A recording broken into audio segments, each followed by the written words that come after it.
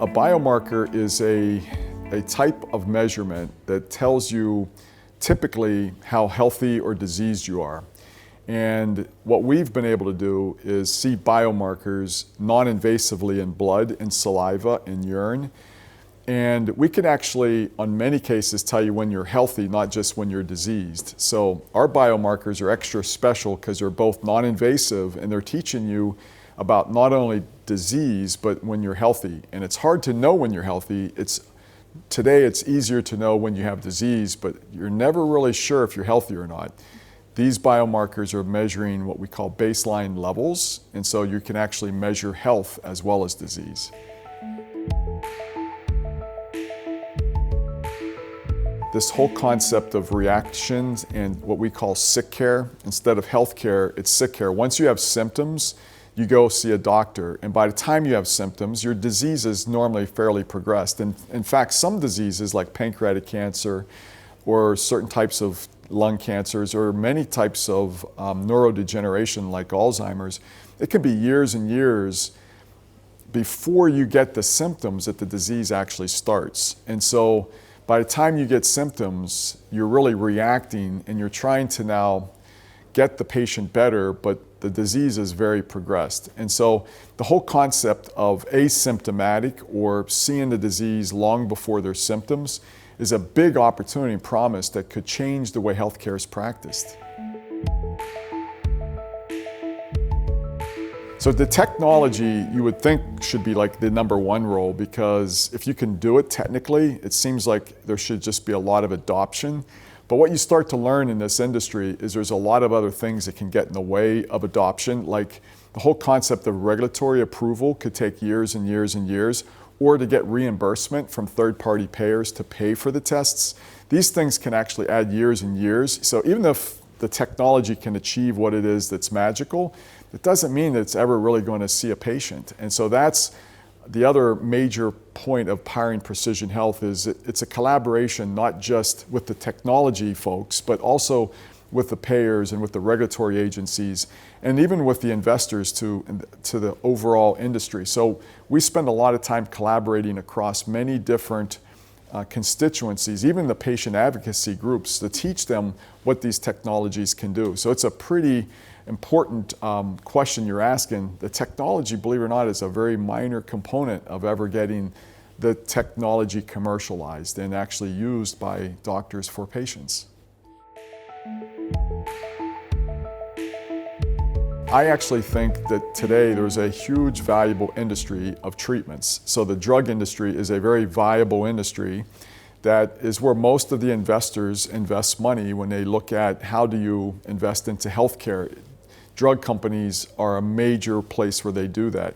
We know that and can see that treatments are a major portion of the opportunity, because once someone gets sick, having a treatment to fix them is what the whole goal is. And the earlier you can detect that they have the disease, the easier it's going to be for a treatment to actually treat the disease and put it out. And also, the earlier you detect it, the less of the dose of the treatment you have to use in order to put the disease out. And many of these treatments are also toxic. So if you can lower the dose and actually eliminate the disease, you're improving not only the efficacy of the drug, but also removing some of the toxicity of the drug. And so we actually feel like this whole area of treatments is a big area of opportunity that we want to focus on first, because that's where most of the investors are. But we actually think preventing the disease in the first place, is where the real excitement of our technology is. But the problem is there's not a lot of profit in prevention. There's a lot of profit in treatments, but there's not in prevention. So a lot of our future focus will be how do we start to teach and educate and empower the individual to know how environmental factors and the way they're living their lives could actually be putting them in harm's way of getting many of these diseases. And the biomarkers can actually play an important role in preventing the disease in the first place. So stage 2 of our focus is going to be really going after prevention. And we do think there's a lot of investors that are starting to wake up to the fact that if you can actually use biomarkers to prevent a disease economically, that's so much better than trying to extend life maybe 6 months with treatments. So if you can get to the very first cell of cancer, you have a shot at actually eradicating cancer. And that in the long term is going to be best for the world. And that's a lot of our exciting focus for the future is prevention. The way we've tried to prioritize it was we looked at where today are the treatments least successful because the disease is being identified at the very late stages. And cancer ends up being one of those categories, pancreatic, lung, brain.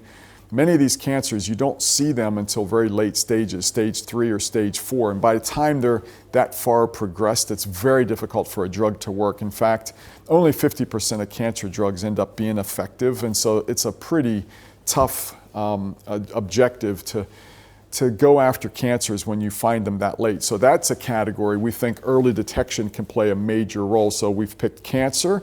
And the second one is neurodegeneration. There's major initiatives around the United States and the world around mental health. There's so many challenges today in the whole category of mental health. Even in the United States right now, there's 26 suicides a day from veterans from the Iraq War that have post-traumatic stress disorder.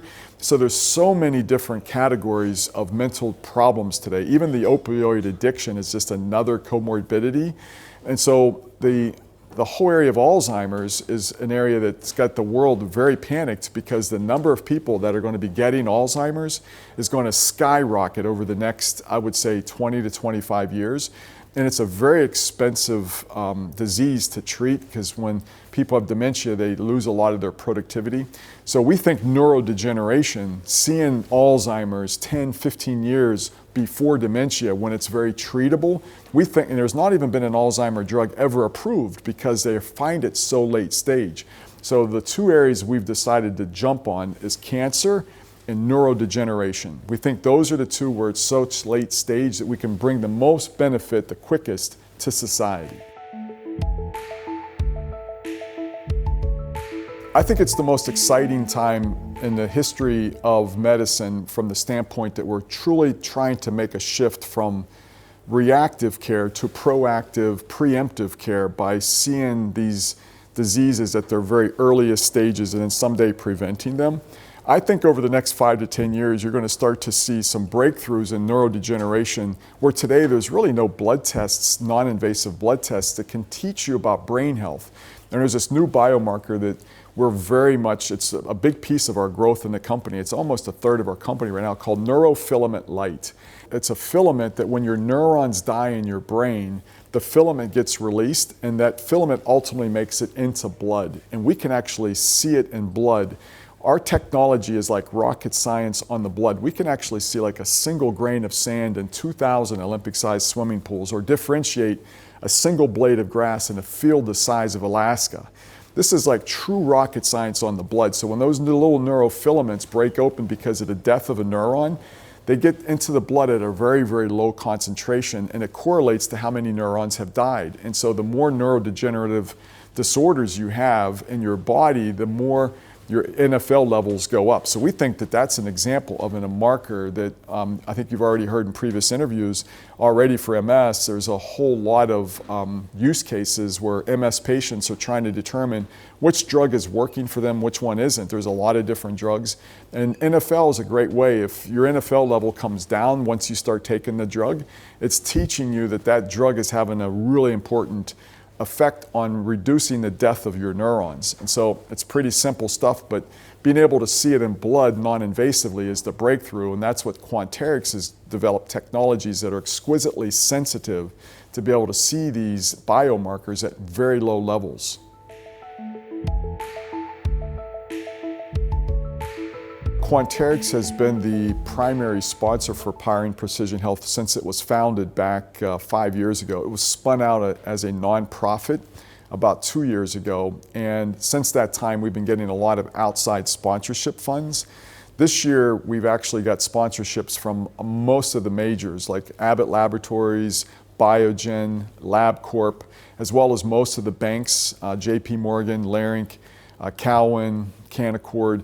So we've really been blessed to have a lot of people that see the potential benefit of biomarkers in this revolution of seeing disease so early that they're willing to underwrite it. And so those that attend Powering Precision Health right now are not being asked to have to pay anything to come.